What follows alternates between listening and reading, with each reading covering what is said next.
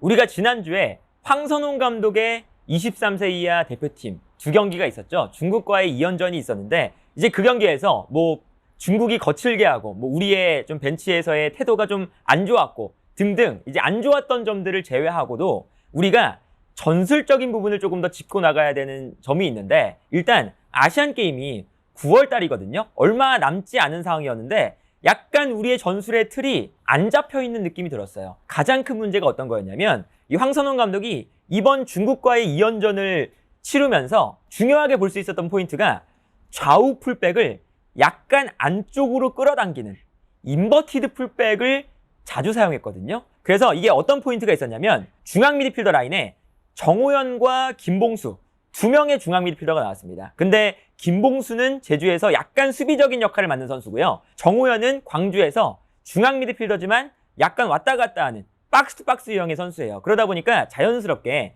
김봉수가 수비형 미드필더, 약간 정호연이 올라가면서 2명의 공격형 미드필더처럼 되거든요. 그리고 이때 황선홍 감독의 생각은 이런 것이었던 것 같아요. 좌우 측면에 지금 이태석하고 황재원 이 2명의 선수가 있거든요. 근데 이 2명의 선수가 인버티드 풀백이 가능한 선수입니다. 애초에 이태석은 서울에서 인버티드 풀백의 역할을 많이 맡는 선수고요. 이 황재원 선수는 중앙 미드필더로 뛰다가 고등학교 시절에 풀백으로 이제 위치를 바꿔서 이제 프로 무대에서는 풀백으로 뛰고 있는 선수거든요. 근데 어쨌든 중앙 미드필더로 뛰었던 선수다 보니까 안쪽으로 들어오는 플레이를 곧잘 해요. 그러다 보니까 정호연이 올라가면서 수비형 미드필더가 한 명이 남을 때 이 2명의 선수가 안쪽으로 들어가서 인버티드 풀백의 역할을 사용한다. 이게 사실은 과르디올라 감독의 전술적인 틀과 매우 흡사하거든요. 근데 이런 아이디어는 나쁘지는 않습니다. 근데 여기서 중요한 건 뭐냐면 이렇게 인버티드 풀백들이 중앙으로 들어왔을 때 우리가 얻을 수 있는 가장 큰 이점은 안쪽에서 볼을 점유할 수 있는 숫자가 늘어나고 중원 싸움의 숫자가 늘어난다는 거거든요.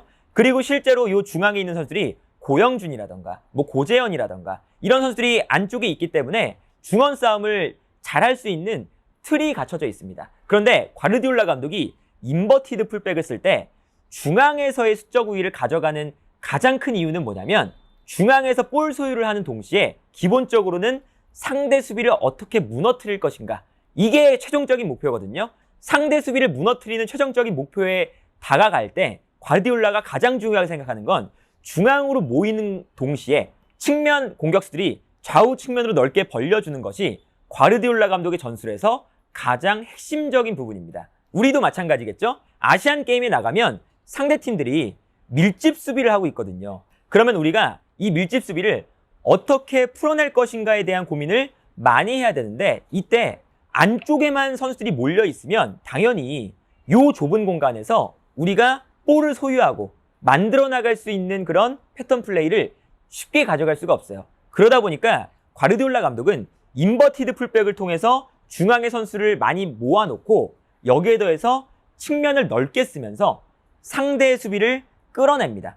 끌어냄과 동시에 중앙에 공간이 발생을 하면서 중앙의 선수가 밀집해 있을 때 공간으로 계속 침투해 들어가면서 상대 수비를 무너뜨리는 패턴을 가져가거든요. 그런데 우리가 인버티드 풀백도 쓰는데 좌우 측면 공격수들이 또 중앙으로 밀집해버리면 상대 수비 입장에서는 조금 더 중앙에서 밀집할 수 있는 기회가 생기는 거죠. 그러다 보니까 우리가 이 밀집 수비를 풀어내야 되는데 오히려 상대의 밀집 수비를 더 밀집할 수 있도록 도와주는 꼴이 됐어요. 특히나 중국과의 첫 번째 경기 때 이렇게 중앙에 너무 밀집한 장면들이 많이 나왔었거든요.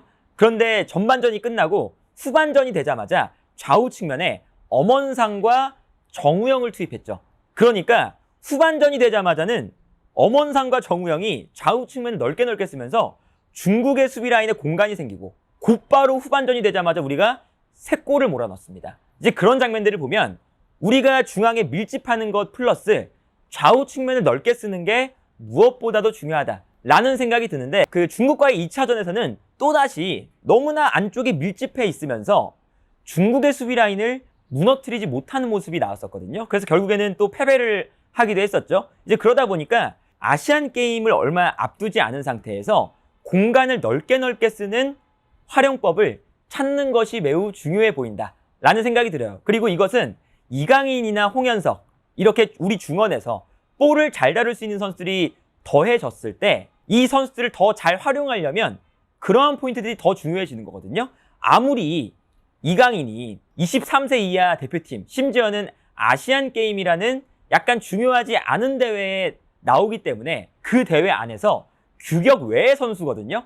아무리 그렇다고 하더라도 상대 수비가 이렇게 빽빽하게 밀집해 있는데 이강인 혼자서 4명, 5명 막 이 선수들을 모두 다 이겨내고 풀어나와서 혼자서 막 킬패스 뿌리고 이럴 수는 없거든요. 상대 선수들도 당연히 프로 무대에서 뛰는 선수들이고 상대 선수들도 이제 직업이 축구 선수이기 때문에 혼자서 모든 걸 다 할 수는 없어요. 그렇다면 이강인을 더 잘 활용하고 싶다면 우리가 측면을 넓게 쓰면서 이강인에게 볼을 소유할 수 있는 공간, 조금 더 상대 수비의 압박을 넓게 만들어줄 수 있는 포인트들이 필요한 거죠.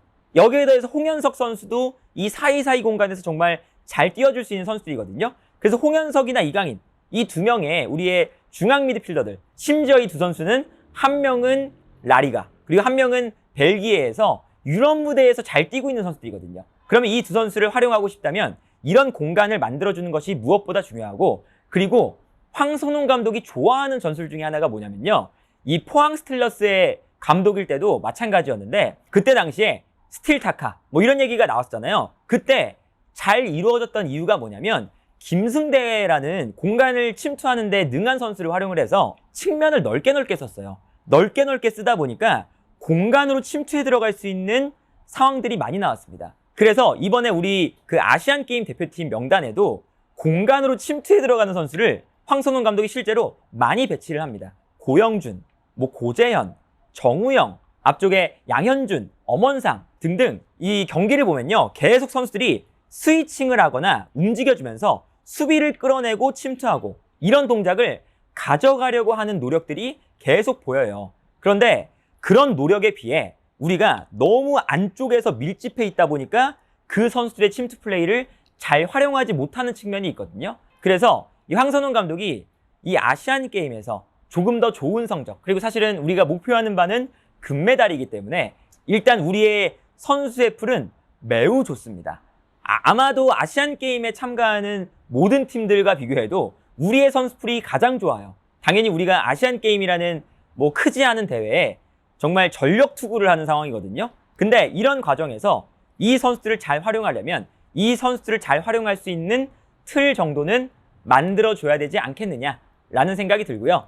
우리가 그 20세 이하 월드컵 김은중호를 생각해 봤을 때 그 김은중 감독이 월드컵 전까지는 사실 경기력이 그렇게 좋지 않다가 막상 월드컵에 들어가니까 전술적인 문제점들을 많이 고쳐 나오면서 결국에는 4강전까지 갔거든요. 이제 그런 걸 생각하면 황선홍 감독도 뭐 9월달 당장 몇 달 뒤에 있는 아시안 게임이지만 지금까지 경기력이 안 좋았다고 하더라도 이 문제점들을 우리가 잘만 보완하면 분명히 좋은 성적을 거둘 수 있습니다.